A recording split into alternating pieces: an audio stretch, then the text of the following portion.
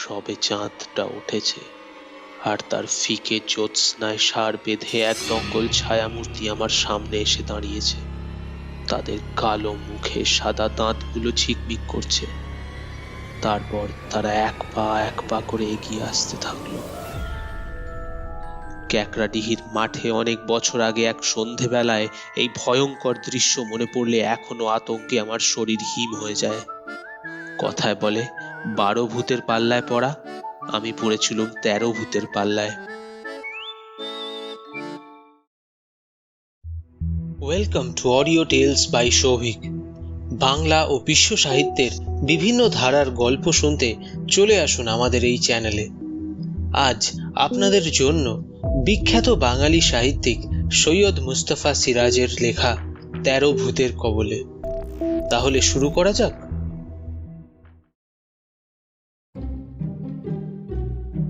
ছিপ ফেলে মাছ ধরার বাতিক তো কম দুঃখে ঘোচেনি। অমন দামি বিলিতি হুইল মুচড়ে ভেঙে ট্রেনের জানলা দিয়ে ছুঁড়ে ফেলে দিয়েছিল। তারপর নাক কান ছুঁয়ে প্রতিজ্ঞা করেছিলাম আর কদাচ ছিপ হাতে করব না। সেই প্রতিজ্ঞা এখনো রেখেছি। উপরন্তু মাছ কেন, আমিষ খাওয়াই ছেড়ে দিয়েছি, তাই বেশ নিরাপদেই আছি বলতে গেলে।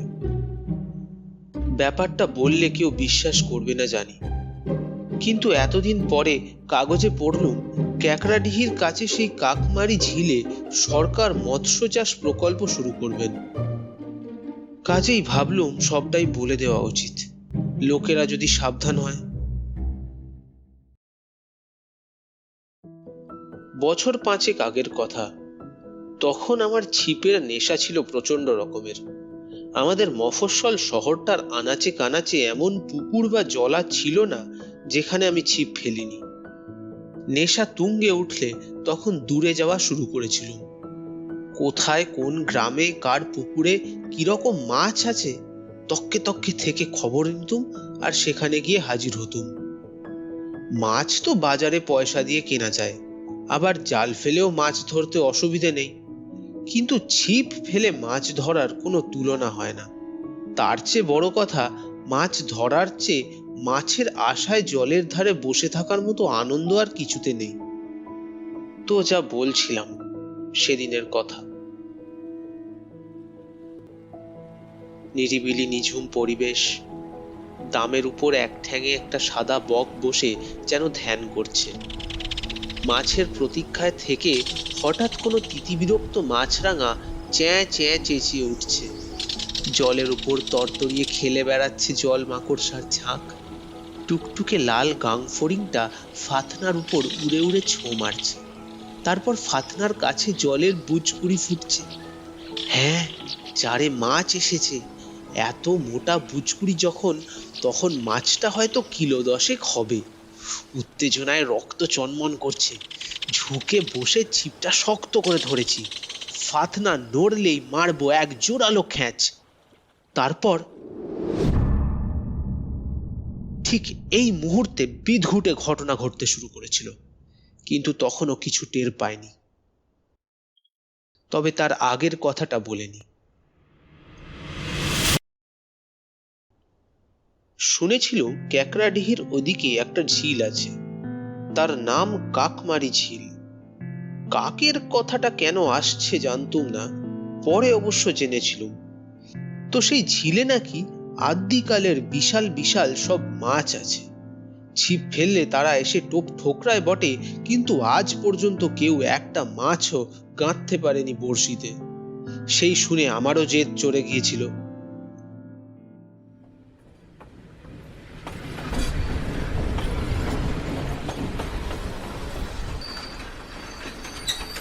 আশ্বিনের এক দুপুরবেলা ক্যাকড়াডিহি স্টেশনে ট্রেন থেকে নেমে পড়লুম। নেমে দেখি ছোট্ট একটা স্টেশন, খাঁ খাঁ করছে চারিদিক। স্টেশন মাস্টার বয়সে প্রবীণ, আমাকে দেখে একটু হেসে বললেন, কাকমারির ঝিলে ছিপ ফেলতে এসেছেন বুঝি? যান, গিয়ে দেখুন যদি একটা গাঁথতে পারেন। তবে ওনাকে হঠাৎ চুপ করতে দেখে বললুম, তবে কি? উনি কেমন যেন গম্ভীর হয়ে বললেন, কিছু না, বলছিলাম কি একটু সাবধানে থাকবেন। কেন বলুন তো, ছিনতাইয়ের ভয় টয় আছে নাকি? স্টেশন মাস্টার এবার কেমন যেন হাসলেন। আরে না না, জঙ্গলে জলা জায়গা, ওখানে ছিনতাই বাজরা যাবে কি আশায়? আরে কাক বুঝলেন, কাকের বড়ই উপদ্রব ওখানে। সেই জন্যই তো কাকমারি ঝিল নাম হয়েছে। মাছ মারবেন না কাক মারবেন, সেটাই প্রবলেম। যাকে এসেই পড়েছেন যখন, তখন আর দেরি করবেন না। সন্ধ্যের আগেই ফিরে আসুন ভালোই ভালোই। এসব অদ্ভুত কথাবার্তা শুনে মাথা মুন্ডু কিছুই বুঝলুম না। ভদ্রলোক স্টেশন ঘরে ঢুকে গেলেন। চেঁচিয়ে জিজ্ঞেস করলুম, বলছি ঝিলটা কোন দিকে বলুন তো? জানালায় মুখ বাড়িয়ে উনি বললেন, এই তো নাক বরাবর হেঁটে যান সোজা। আর একটা কথা, মাছ যদি গাঁথতে পারেন, আমার কিন্তু 1/3 পাওনা রইল। তারপর হে হে করে বিদঘুটে হাসতে লাগলেন। প্রতিশ্রুতি দিয়ে নাক বরাবর হাঁটতে থাকলুম। রাস্তা টাস্তা নেই, পুরো জমির ওপর ঘন ঘাস আর ঝোপঝাড় গজিয়ে উঠেছে। বেশ খানিকটা এগিয়ে ঝিলটা দেখা গেল। দারুণ সুন্দর পরিবেশ, জলজ গাছ আর দামে ঢাকা ঝিলটা আয়তনে প্রকাণ্ড বলা যায়। মস্ত বটগাছের তলায় মাছ ধরার ঘাটটা দেখে মন আনন্দে নেচে উঠল। কিছুক্ষণের মধ্যেই চার ছাড়িয়ে টোপ গেঁথে ছিপ ফেলে আরাম করে ছায়ায় বসে পড়ল। কিছুক্ষণ পরে ফাতনার কাছে বুচকুড়ি কাটতে দেখে ছিপটা বাগিয়ে ধরলাম। তারপর ফাতনাটা নড়ে ওঠা মাত্র যেই খ্যাঁচ মারতে গেছি, অমনি কা কা করে কোত্থেকে এক ঝাঁক কালো কুচকুচে কাক আমার মাথার ওপর কালো চাকার মতো পাক খেতে লাগলো। তাদের বিকট চেঁচামেচিতে কান ঝালাফালা হয়ে যাচ্ছিল। কাকের কথাটা পথে আস্তে আস্তে ভুলেই গিয়েছিলুম। ছিপ ছেড়ে দিয়ে প্রচণ্ড খাপ্পা হয়ে পড়লুম। তারপর ঢিল কুড়িয়ে কাকগুলোকে তাড়াবার চেষ্টা করলুম। হ্যাট হ্যাট, এই হ্যাট হ্যাট হ্যাট, এই করতে গিয়ে আমার টুপিটা পড়ে গেল। আমার মাথায় আবার বিরাট টাক। ধরিবাজ কাকগুলো সেই টাক লক্ষ্য করে ঝাঁপিয়ে আসতে লাগলো। তখন আমি মরিয়া হয়ে ছিপ তুলে বাঁই বাঁই করে ঘোরাতে শুরু করলুম। তবে রে বেটার ছেলে কাক!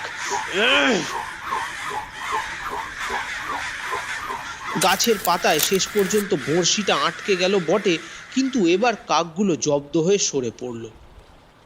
বট গাছের মাথায় গিয়ে বসলো। আগে জানলে গোটা কত পটকা আনতুম সঙ্গে। কি আর করা যায়, অনেক কষ্টে পাতা থেকে বড়শি ছাড়িয়ে টোপ গেঁথে ঠিক আগের জায়গায় ফেলে বসে পড়লুম।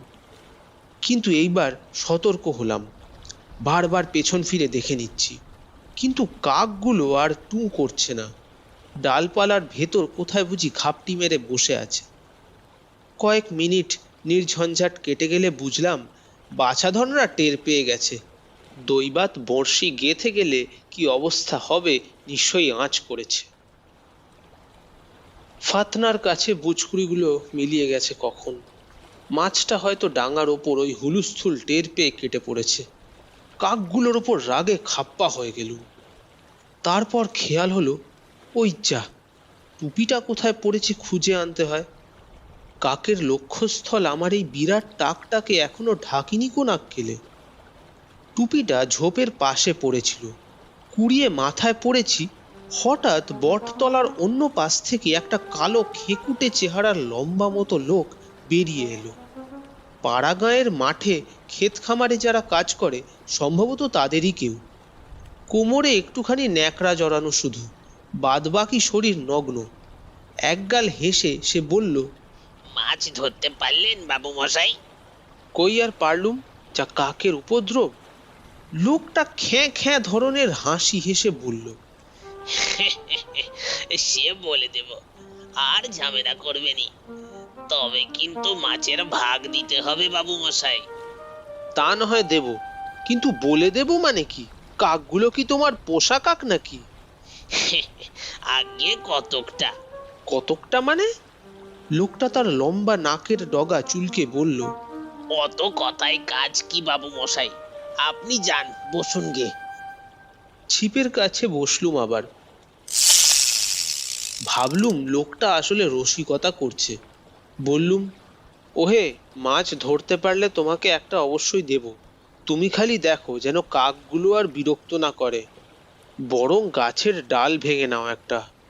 ও আপনাকে ভাবতে হবে নি, আপনি খালি ফাতনার দিকে চোখটা রাখুন।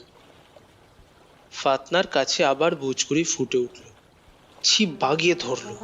ফাতনাটা নড়লেই খ্যাঁচ করে মারব, কিন্তু ঠিক সেই সময় পেছনে বটতলায় ধুপ ধুপ ধুপ ধুপ করে শব্দ হলো এবং চেরা গলায় কারা যেন চেঁচামেচি করে দৌড়ে এলো। ঘুরে দেখি সেই লোকটার মতোই কালো কুচকুচে লম্বা মতো একদল লোক এসে হাজির। তারা মাছ মাছ বলে চেঁচামেচি করছে এবং আগের লোকটা তাদের থামাবার চেষ্টা করছে। রাগে মহা খাপ্পা হয়ে উঠে দাঁড়ালো। তারপর প্রচন্ড ধমক দিয়ে বলল, আরে চুপ, সব চুপ, পেয়েছো কি তোমরা? এখানে হইচই করছো কেন অত? লোকগুলো সেই একই গলায় বলতে থাকলো। তেরে গিয়ে বলল, আরে মাছ ধরতে না ধরতেই মাছ চাইতে চলে এসেছো, ধরলে তবে তো। এবার আগের লোকটা বলল, আরে বাবু মশাই বড় ভালো মানুষ, তোরা খামকা চেঁচাচ্ছিস কেন বাবু? মাছ আগে বড়শিতে ধরা পড়ুক। শুনুন বাবু মশাই, আমরা মোটমাট 12 জন আছি, বেশি নয়। মাথা পিছু একটা করে টুকরো দেবেন, ব্যাস। কতদিন আমরা মাছ খাইনি। এসব লোকের সঙ্গে তর্ক করেও লাভ নেই। একে আমি একা আর ওরা 12 জন, তাই আবার ছিপের কাছে গিয়ে বসলো। চারের মাছটা আবার পালিয়েছে। মাছ ধরতে বসার আনন্দটাও আর নেই। স্টেশন মাস্টারও কি এই জন্যই সাবধানে থাকতে বলেছিলেন? একটু পরে ওদের দেখার জন্য পেছনে তাকালুম। অবাক হয়ে দেখলুম ধীরে লোকগুলো বাচ্চা ছেলেদের মতো বট গাছটার ঝুড়ি বেয়ে উঠছে। কেউ কেউ ডালে চড়ে বসছে, কেউ ডাল থেকে ধূপ করে পড়ছে, আবার ঝুড়ি বেয়ে উঠে যাচ্ছে। মনে হচ্ছে একপাল হনুমান যেন। বয়স্ক লোকেরা এমন কেন খেলে, কোশমিন কালেও তো দেখিনি। এতক্ষণে একটু খটকা লাগলো, কিন্তু এদিকে চারে বুজকুড়ি দেখা দিয়েছে। মাছটা টোপ না খেয়ে ছাড়বে না। তাই ফাতনার দিকে মন না দিয়ে তারা কি করছে তাই নিয়ে মাথা ঘামানো বৃথা। কিন্তু কিছুক্ষণ পরে পরে পেছনে তাকাতে অবশ্য ভুলিনি। লোকগুলো যেন আপন মনে খেলায় মেতে রয়েছে। ব্যাপারটা ঠিক বোঝা যাচ্ছে না। ফাতনাটা এদিকে একবার নড়ে উঠল, কিন্তু দোনা মোনার জন্য খ্যাঁচ মারতেই পারলুম না। ওদিকে দুপুর ঘনিয়ে বিকেল নামলো। বিকেলও ক্রমশ ফুরিয়ে যাচ্ছিল। আলো কমে এলো। পেছনে বটের ঝুড়ি এবং ডালপালায় লোকগুলো তখনও একই ভঙ্গিতে খেলায় মেতে আছে। তারপর ওদের কথা মন থেকে একেবারে ঝেঁটিয়ে ফেললুম। চুলোয় যা করা, ছিপে মাছ ধরতে একাগ্রতা দরকার। মনে আশা জেগেছে। অনেক মাছ ঠিক সন্ধ্যার মুখে টোপ ধরে মোক্ষম টান দেয়। এই মাছটাও নিশ্চয়ই তাই করবে। কিন্তু হাতের রেখা মুছে ফেলার মতোই ধূসরতা ঘনিয়ে উঠল এবং ফাতনাটা অস্পষ্ট হয়ে উঠল। তখন হতাশ হয়ে ছিপ গুটিয়ে ফেললুম। ঝিলের জলের ওপর কুয়াশার পর্দা ঝুলছে। শূন্য ঝোলা আর ছিপটা হাতে নিয়ে ক্লান্তভাবে পা বাড়ালুম। বটতলায় আবছা অন্ধকার নেমেছে। পোকামাকড় ডাকতে শুরু করেছে। কিন্তু লোকগুলো কোথায় গেল? ভাবলুম মাছ গাঁথতে পারিনি লক্ষ্য করে ওরাও হয়তো হতাশ হয়ে কেটে পড়েছে। একটু দূরেই ক্যাকড়াডিহি স্টেশনের সিগন্যাল বাতি জ্বলজ্বল করছিল। সন্ধ্যা 7টা নাগাদ আমার ফেরার ট্রেন। ধীরে সুস্থে হাঁটছিলুম। সবে চাঁদটা বেরিয়ে এসেছে। ফিকে জ্যোৎস্না ছড়াচ্ছে ক্যাকড়াডিহির মাঠে। হঠাৎ ভাবলুম লোকগুলো এবং কাকগুলোর চেহারার মধ্যে কেমন যেন একটা মিল আছে। ভাবতে ভাবতে খটকাটা বেড়ে গিয়েছিল। তারপর মনে হলো আমারই দেখার ভুল। রোদ বৃষ্টি শীতে খেটে ওদের চেহারা অমন খেকুটে হয়ে গেছে। আর কাকের হামলাও কিছু অস্বাভাবিক ব্যাপার নয়। এদিকে মাছের ওপর গ্রামের লোকেদের অমন কাঙালপোনা থাকতেই পারে। সব মাছ তো শহরেই চালান যাচ্ছে আজকাল, কাজেই অকারণে একটা স্বাভাবিক ব্যাপারকে রহস্যময় বলে মনে হচ্ছে। কিন্তু হঠাৎ দেখি সামনে এক দঙ্গল ছায়ামূর্তি ষাঁড় বেঁধে দাঁড়িয়ে আছে। থমকে দাঁড়ালুম। তাদের কালো মুখে সাদা দাঁত ঝিকমিক করছে। আতঙ্কে বোবা ধরা গলায় বলে উঠলুম, কি চাই তোমাদের? তখনকার মতো এক গলায় ওরা চেঁচিয়ে উঠল। এতক্ষণে নাকি স্বরে মাছ উচ্চারণ শুনেই শরীর হিম হয়ে গেল। সঙ্গে সঙ্গে বুঝতে পারলুম ওরা কে। ঠক ঠক করে কাঁপতে কাঁপতে বললুম, মাছ তো পাইনি। একসঙ্গে ব্যাটার ছেলেরা চেঁচিয়ে উঠল। কাকুতি মিনতি করে বললুম, বিশ্বাস করো, মাছ পাইনি। একজন বলল, ওর ছোলাটা কিনে নে তো। তারপর দেখি ওরা এক পা করে আমার দিকে এগিয়ে আসছে। অমনি ঝোলাটা ছুঁড়ে ফেলে দিলুম। ওরা বিদঘুটে চেঁচামেচি করে ঝাঁপিয়ে পড়লো ঝোলাটার ওপর। আর সেই সুযোগে আমি দৌড় দিলুম। দৌড় স্টেশনে পৌঁছে সোজা স্টেশন ঘরে ঢুকে পড়লুম।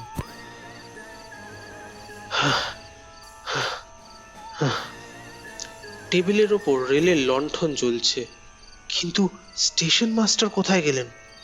হাঁপাতে হাঁপাতে তাকে ডাকবো ভাবছি, অমনি কোনার অন্ধকার জায়গা থেকে তার সাড়া পেলুম।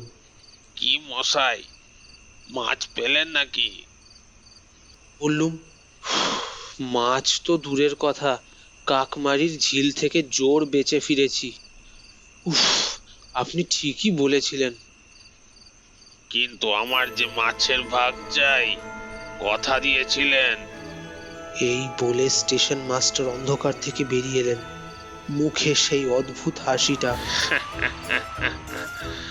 আমি মাছ খেতে ভালোবাসি, মাছ আমার চাই। শেষ বাক্যটি কি নাকি স্বরে উচ্চারণ করলেন। আর ঠিক সেই লম্বা মতো আজব প্রাণীগুলোর মতোই ওর গায়ের রং, এবং উনিও এক পা করে আমার দিকে এগোচ্ছেন দেখছি। এক লাফে বেরিয়ে যাব ভাবছি, হঠাৎ কেউ ঘরে ঢুকে হেরে গলায় গর্জন করলো, তবে রে বেটা মাছ খেকো, আবার তুমি আমার অফিসে ঢুকে বসে আছো? স্টেশন মাস্টার রূপী লোকটা অমনি জানলা গলে পালিয়ে গেল। আমি ফ্যাল করে তাকিয়ে আছি।